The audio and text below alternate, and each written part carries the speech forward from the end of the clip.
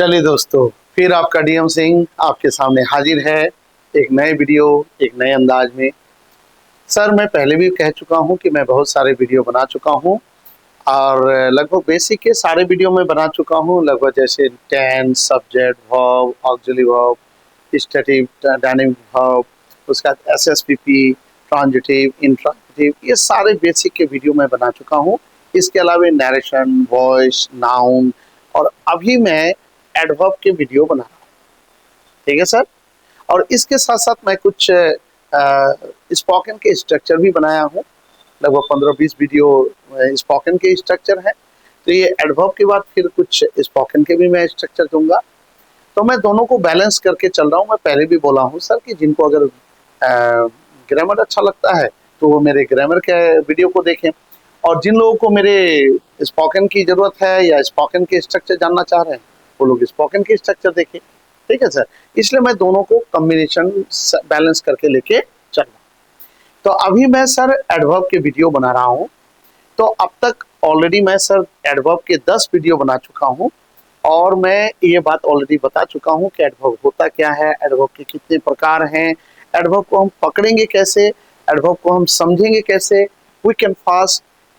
उसके बाद एडवर्ब के कितने 3 प्रकार होते हैं, सिंपल एडवर्ब, इंट्रोगेटिव एडवर्ब और आपका रिलेटिव। ठीक है सर। तो सिंपल एडवर्ब को फिर adverb of time, adverb of number, adverb of manner, ठीक है, एडवर्ब ऑफ क्वांटिटी, ये सारे भागों में बांटा गया। तो मैं पिछले वीडियो में एडवर्ब ऑफ क्वांटिटी के बारे में बताया। तो सर मैं पहले भी 1000 बार बोल चुका हूं और परिभाषाओं पर जाएंगे सर तो 100% मान के चलिए कि परिभाषाओं में आपको समझ में नहीं, एकदम सर इजी वे में समझ। ठीक है। हर एक चीज सर दुनिया में इजी है, प्यार, दोस्ती, बिजनेस, ठीक है, पढ़ाई, हर चीज। बस सोचने का ढंग आपको बदलना। ठीक। ये मत सोचिए कि हमारे दादा परदादे क्या क्या, गलतियों से सीखें। ठीक है। और ये सोचें कि सही क्या है और गलत क्या। इससे फर्क नहीं पड़ता सर कि किसने क्या किया, फर्क इससे पड़ता है कि सही क्या है और गलत क्या है।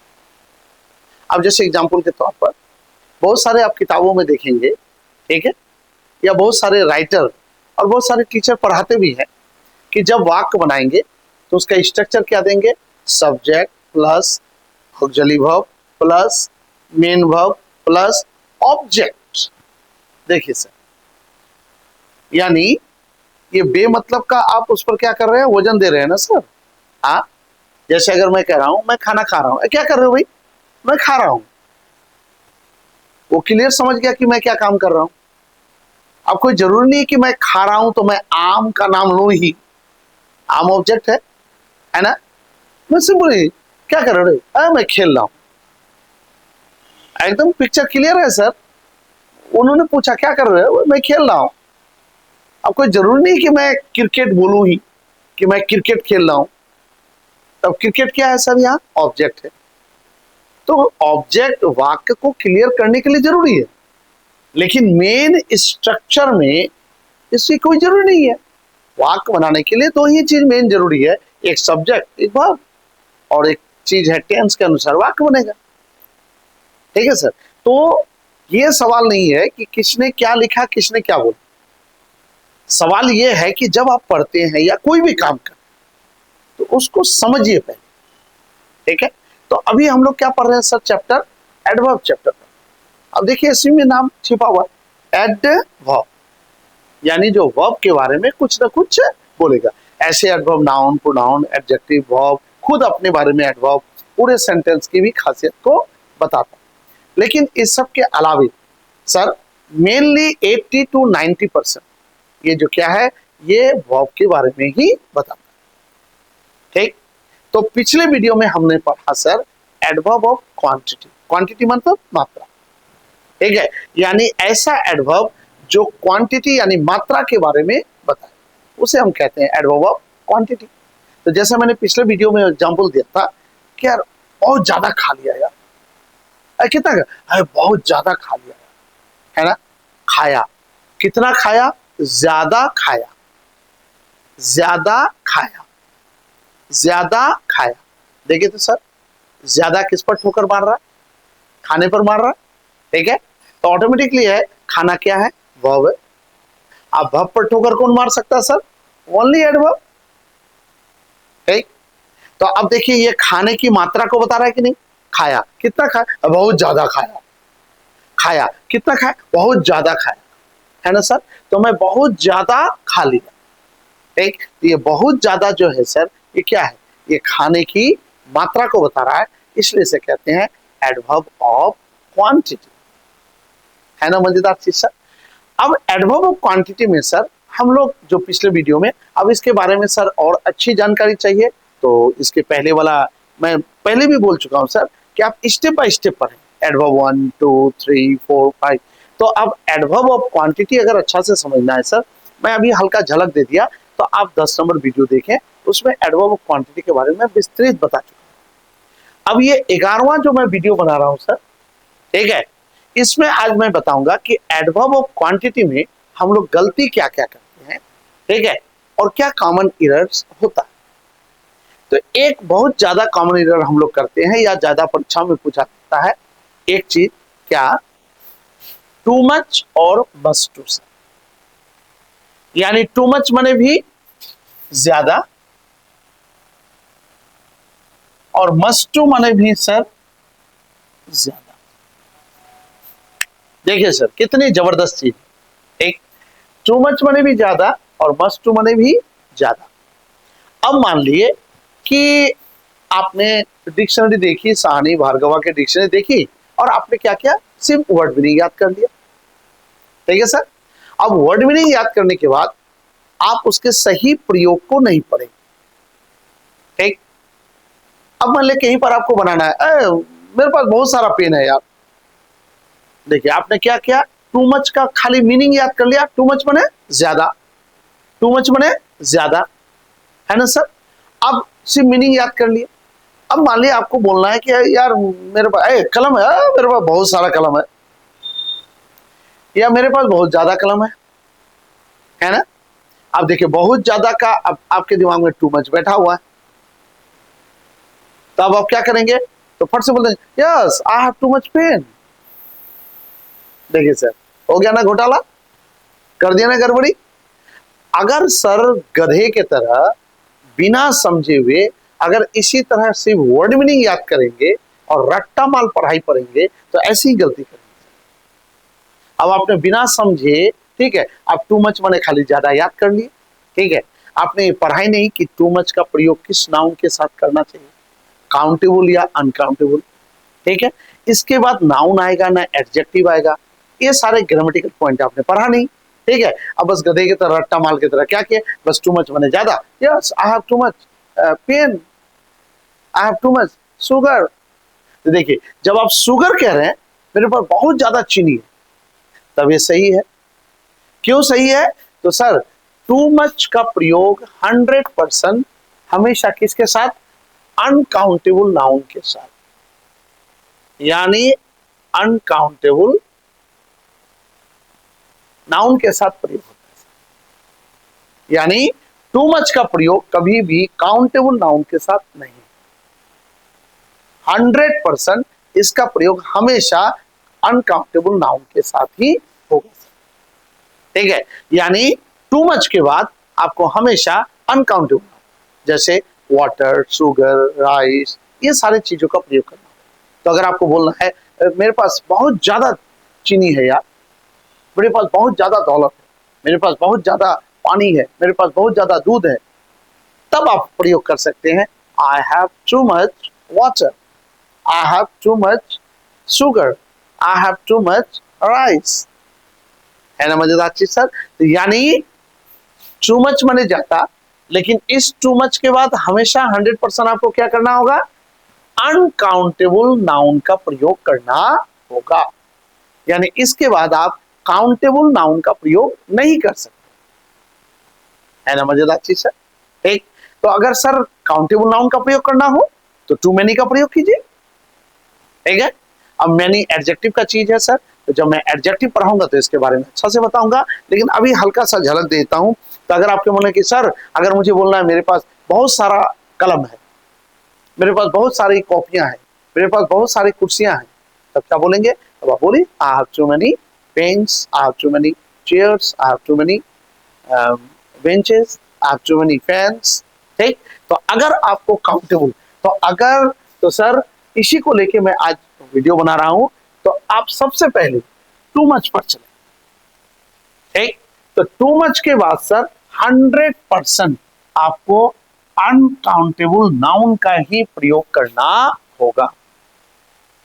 इसके बाद टू मच के बाद कभी भी काउंटेबल नाउन का प्रयोग आप नहीं कर सकते। जैसे मेरे पास बहुत ज्यादा, मुझे, ठीक है, मेरे पास बहुत ज्यादा दर्द है, ठीक है, या मतलब बहुत ज्यादा बदन में या अंदर में बहुत ज्यादा दर्द है, ठीक है, या पानी है, राइस है, जितना भी अनकाउंटेबल नाउन है आप दे सकते हैं। तो आप बोल सकते हैं I have too much pain, water, rice. एक, यानी टू मच के बाद सर 100% आपको अनकाउंटेबल नाउन का प्रयोग करना होगा। अगर आप इसमें काउंटेबल नाउन का प्रयोग कर देते हैं तो ये वाक्य क्या हो जाएगा आपका सर? गलत हो जाएगा। तो अगर काउंटेबल नाउन प्रयोग करना हो तो सर क्या करेंगे? तो काउंटेबल नाउन का प्रयोग करने के लिए आपको करना होगा टू मैनी। मेरे पास बहुत सारी कुर्सियां हैं, तो आपको बोलना होगा, ठीक है, तो यहीं पर कर देता हूं सर, ठीक है, तो आपको बोलना होगा I have too many pens, chairs. ठीक है, तो अगर यदि आप काउंटेबल नाउन पेन, कुर्सी, टेबल का प्रयोग करना चाह रहे हैं, ठीक है सर, तो आपको टू मच की जगह टू मैनी का प्रयोग करना, यानी काउंटेबल नाउन के साथ टू मैनी और अनकाउंटेबल नाउन के साथ टू मच। है ना मजेदार चीज? अब आइए, मस्ट टू माने भी होता है ज्यादा। ठीक, अब मान लिए सर आपने क्या किया, भार्गवा और ऑक्सफोर्ड डिक्शनरी देख के आपने क्या किया, इसको सिर्फ रख लिया। ठीक, वो मस्ट टू माने ज्यादा। ठीक है, अब आप क्या किए, अब इसके बाद आपने ये सटीक ढंग से नहीं पढ़ा कि मस्ट टू के बाद आना क्या चाहिए। आप खाली गधे की तरह क्या किए, रट्टा माल की तरह क्या किए, खाली रट लिए मस्ट टू माने बहुत ज्यादा, मस्ट टू माने ज्यादा। अब अगर कहीं पर बोल दिए oh I have must to water, बोल सकते हैं अरे मेरे पास बहुत ज्यादा पानी है, मेरे पास बहुत ज्यादा दूध है, ले जाओ ले जाओ ले जाओ। I have must too sugar, must too milk, must to water. क्या गलती कर रहे हैं सर? अब मस्ट टू के बाद आप क्या यूज कर रहे हैं? नाउन। ठीक, जबकि मस्ट टू क्या कह रहा है सर?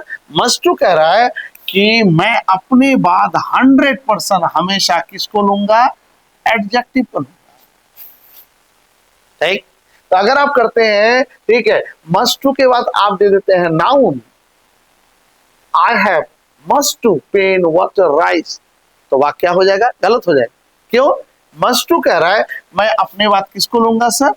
एडजेक्टिव को लूंगा, नाउन को नहीं लूंगा। ना ना ना, नाउन ना, यानी अगर आप बोलते हैं इट इज मस्ट टू, ठीक है, वाटर, राइस, अगर आप नाउन दे देते हैं तो नाउन क्या हो जाएगा सर? आपका गलत हो जाएगा। ठीक, आपको क्या देना होगा?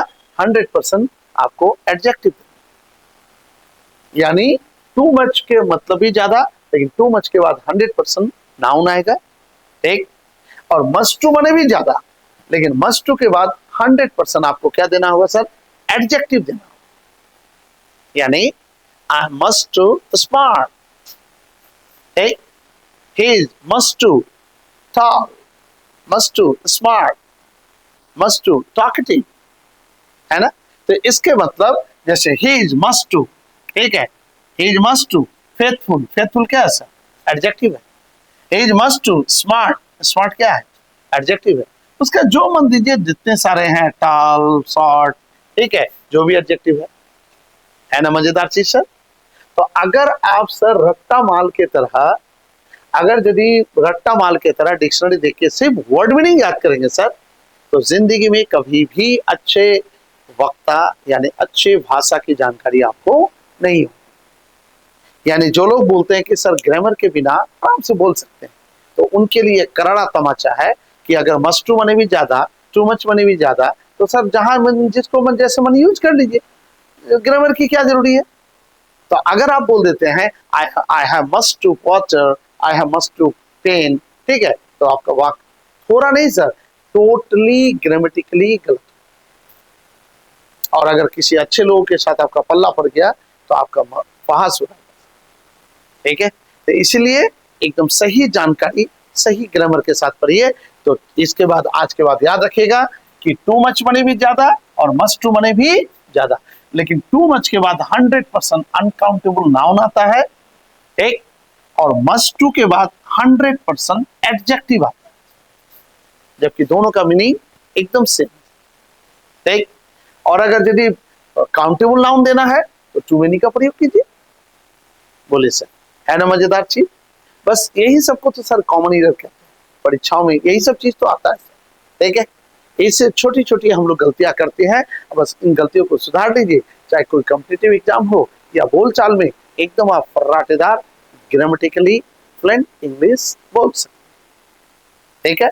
तब तक मेरा वीडियो देखिए, शेयर कीजिए, और सर कमेंट में जरूर लिखें कि आपको कैसा लग रहा है, क्या चीज और सुधार करें, क्या चीज अच्छा दें, किस चीज पर वीडियो बनाएं। और भी बहुत सारे सुझाव आ रहे हैं, तो उस पर मैं वीडियो बनाता जा रहा हूँ, करता जा रहा हूँ। ऑनलाइन भी बहुत सारे बच्चे बोल रहे हैं कि सर ऑनलाइन कब आएंगे, ऑनलाइन कब पढ़ाएंगे।